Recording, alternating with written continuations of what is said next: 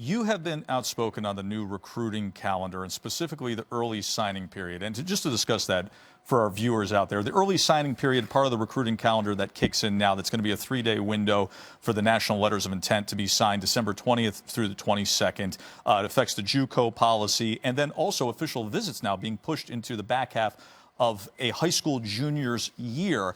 Now, I've listened to you talk on this subject matter. I couldn't agree with you more. Perhaps you disagree.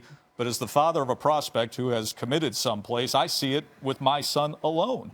Of this changes everything, and it could be detrimental to what is absolutely a later developing sport in the way that a prospect approaches their senior year of high school football.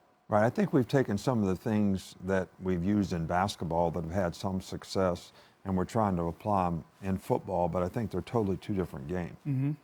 Football is a developmental game.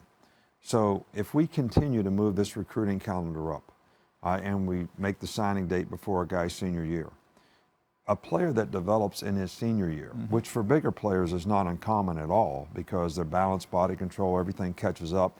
I mean, we have players that develop while they're at Alabama, from their freshman year to their junior year.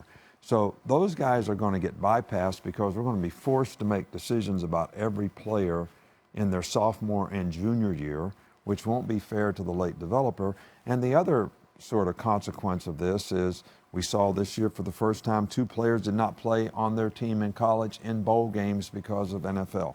I'm not criticizing these players for that, but that's probably not a great thing for college football.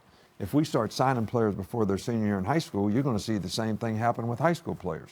They're not going to play their senior year in high school because they think that might jeopardize their opportunity to go someplace and play in college. So I don't think that's good for high school football or high school football coaches. So there's some consequences in all this that I'm not necessarily for, because I don't think accelerating the recruiting calendar is beneficial to all players.